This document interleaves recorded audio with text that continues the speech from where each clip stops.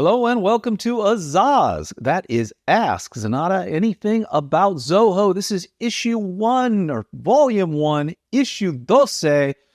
And we have got a lot of questions here for you today that we are going to answer. You send us your questions either on YouTube, you send them to us over on Club Zenatta. We gather them all up. We put the brain trusts together and we answer them once a week. With me on the show today, I've got Greg Belknap. He is our senior developer and head of all things development. Jordan Poole, senior consultant over here at Zenatta Consulting. And Tyler Colt, who is the chief cook and bottle washer. And with that, let's get right on into the show. All right, I think I have the first question here. This one is from Rashid over on YouTube. This was a question on the video, Shopify to Zoho inventory integration and automation. So I have a question regarding automating the orders in Shopify to sales orders in Zoho inventory.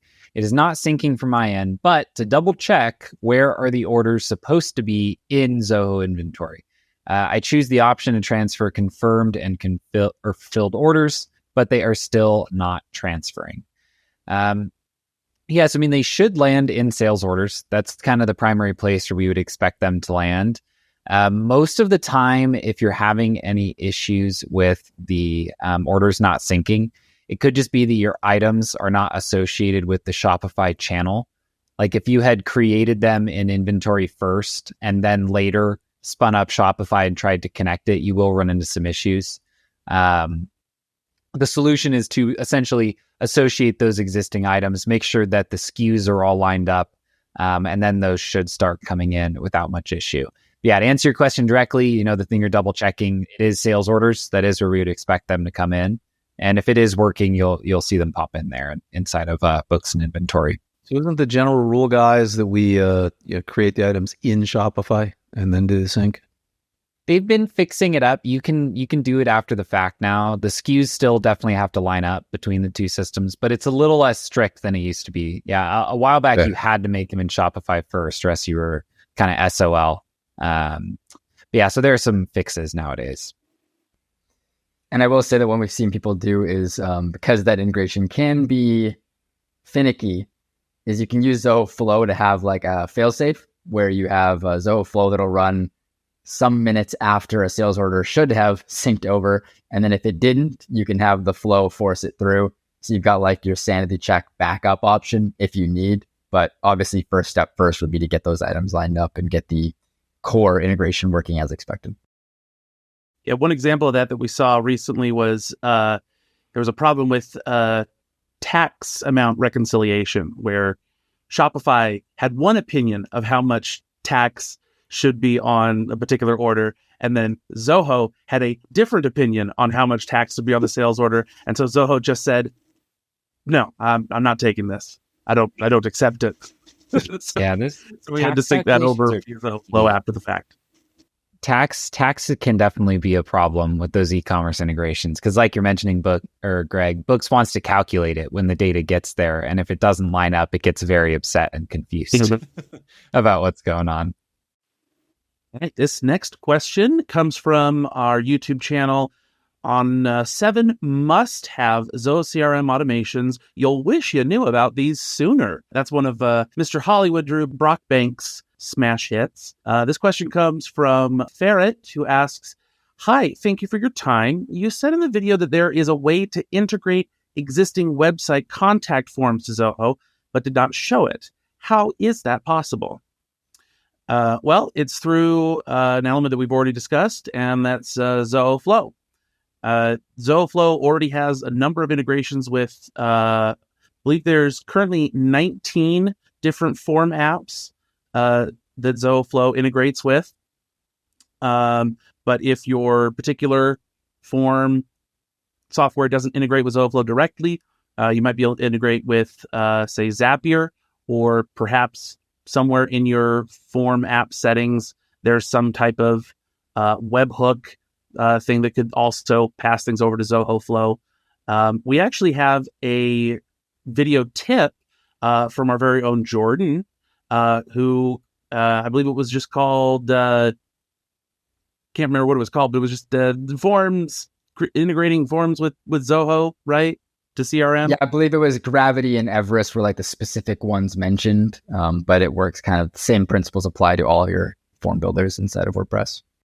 Yeah. So if you want to watch that video, there should be a link showing up right about now in the upper left corner above Tyler's head, little info card for it. Yeah, it's a great watch. No, Brett, no, towards Tyler. Okay, Brett gets confused sometimes. He's doing his best.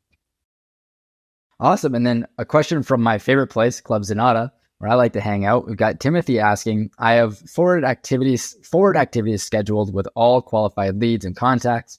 I also collect intel or notes from each touch point. With that said, it is a slight pain in the AZAAZ. I like that I have to complete a scheduled call and then go back to add a new feature call, meeting, or task. Can I create a workflow or automation that immediately forces me to schedule another future activity at the completion of logging today's scheduled call? We've also got a nice little PS there.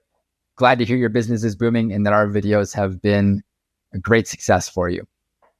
So it's a very interesting question, Timothy. Unfortunately, the answer is no. It's not going to really be possible to force yourself to schedule a next activity. The way activities are built out in Zoho, it's really focused on that action at that point in time. You can't create like a blueprint or an automated flow to put you into, you're logging today's call, now you have to do something next with this contact. It's just not built to do that. There are some workarounds, but before I get into mentioning those, I'm going to throw out a huge asterisk to, I don't recommend either of these workarounds. You can certainly go down these paths if you so choose, but they are going to be very brute force approaches, and you're honestly just better off taking the extra 30 seconds per call or activity to just go click that plus button and add a new activity. But that being said, you could create a custom module to replace the default activities, because if you have a custom module, you could put a blueprint or some sort of process in place for that, as well as some automations and workflows that you may want to have in place for when you log a call. Again, the big downside to that is that you're now breaking out of the default activities. So you're not going to get the nice little notification pop-ups in the bottom right when you're supposed to do calls. You're not going to get all that built-in integration with things. If you use an auto dialer like Phone Burner, now your calls are going to be split between the ones that get auto-logged by your dialer and the ones that you're logging. It's like, I just really wouldn't recommend it, but you could certainly build out a custom module to really force yourself into a specific flow. You also could build out like a Zoho form or something like that would be your kind of during a call form that asks the questions about your notes and your touch points. And then you can even schedule your next, I want to schedule a task and I want it to be for this time. And here's the description. And then have something like Zoho Flow that takes that form, logs the notes back to your existing call log, and then creates the next activity for you. But again, while that would be really convenient to have a form you just have open during any call that you're filling out, the amount of work and effort you're putting in there and potentially workflows that you need to debug just to solve the I don't want to have to click an extra button probably isn't worth the squeeze. So you're likely just better off using it as it is. So what about well, I was so what about if you in the call field or the task field, you actually had next whatever it was, task call, whatever, date of that, notes on that. And then when you closed it out, every time you closed out the task or call, whatever, you just ran a custom function to look at those three fields and created a new task with that in there. You certainly could. And for tasks, that might be okay if you're willing to open the task in its own separate window rather than just clicking the checkbox from the list. For calls, though, people typically log their call notes in that little box, I think, in the bottom right corner. Like when you get a call in the CRM, it pops up a little box and you can just type a note there. I don't know if it lets custom fields show up in that little box. Layout rule. Yeah, I mean, I've done that kind of daisy chaining of tasks before. Like, if and these can be an issue over time if you get too strict with the rules. But like, if you had a certain task and you had on that task a type, and this is an outreach type task, right? Then you could say when an outreach type task's status goes to complete, require certain fields like a future task date. The challenges get into those that like, you could have this task now, but maybe you want to schedule a meeting with them later. So like, is a task always to a task, or can a task go to a call? And I was going to say, we'd have to ask if your next action is going to be task, meeting, or call. Right. And then you'd have to enter in the correct data for that thing. So like at that point, the only time save there is that you have to go click the plus button to create a new one. And the advantage being that now you're like, if you do it this way, you're locking yourself into like, I have to use this flow now.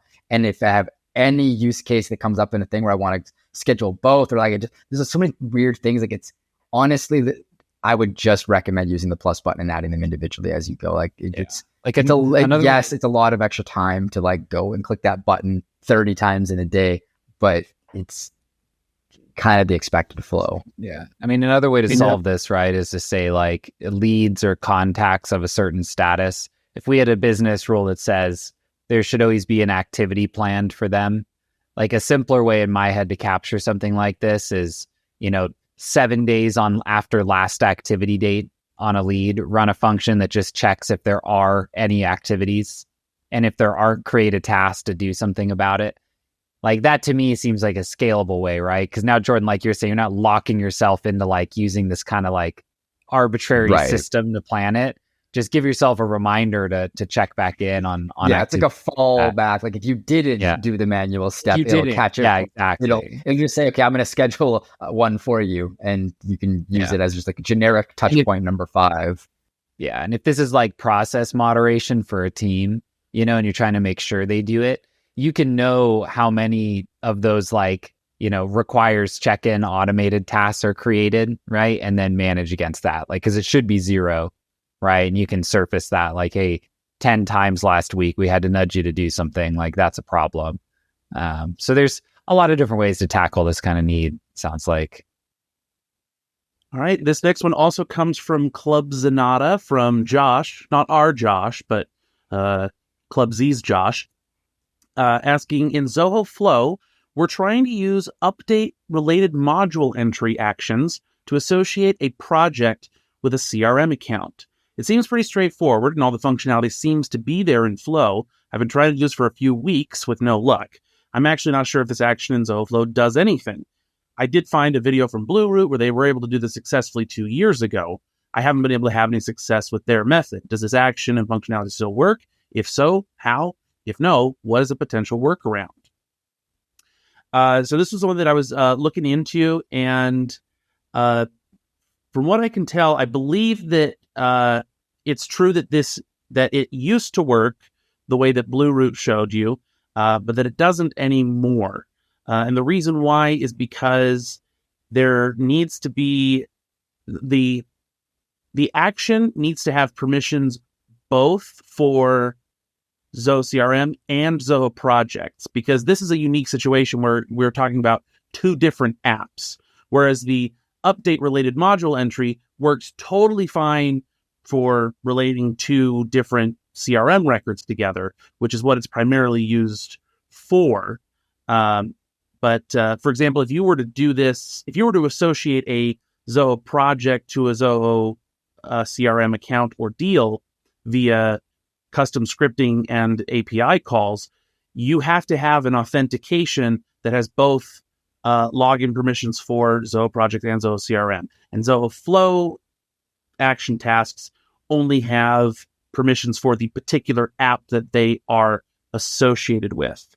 And you can't create, unfortunately, you can't create a custom connection in Zoho Flow that does have both of those permissions. So I don't think Zoho Flow is where you're going to be able to do this. You'll probably be better off using a custom functionality on the CRM side.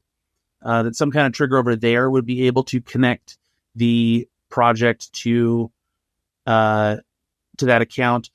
And in anticipation of this, I've actually prepared a code share over at Club Zenatta. So you can either just head there right now and see it, or it should be featured on this week's CRM Zen show, showing exactly how you can use a custom script to associate a project to an account or a deal.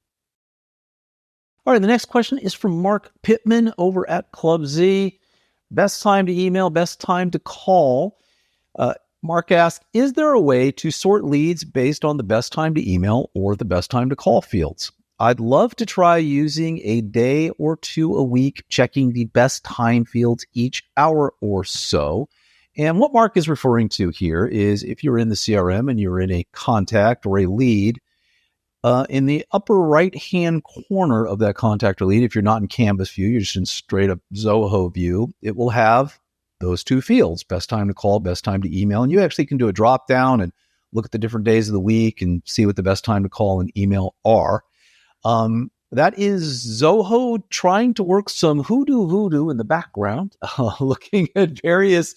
They look at emails. When did they email you? Maybe you've had a call with them in the past, or they're just doing best guess. And the crazy thing about that is you can't do anything with those fields. You can't sort on them. You can't look them up. You can't run a report on them. They're just, there's nothing you can do. So Mark, I would say that your only, kind of workaround might be to note that, right? So if you're in, you maybe create a field, best time to call, best time to email. And when you're in Zoho and you see that there, you might want to note that's the field. You could then do things off of that down the road. But otherwise, I'm not, you're just not able to do anything with it, unfortunately. And honestly, it's a great, nice to have field, but we're not actually sure how accurate it is. Here, we've looked at it and, it may be accurate, but you have to have a lot of history with a particular contact. Like I've seen, like, for contacts that I've worked with for a long time, it starts to get a decent idea.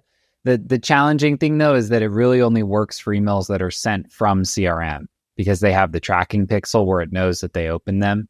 It can do some best guesses on when you're receiving emails from them via IMAP. You could assume that might be a good time to email them. But yeah, like Brett mentioned, it's a bit of a black box where, we don't really know what goes into those numbers. It's... Well, and trying to do that, we've worked with a lot of people, insurance and real estate and things like that. And one of the things they'll just do is that's just part of their, when they get a client, hey, what's the best time to email you? What's the best time to call you?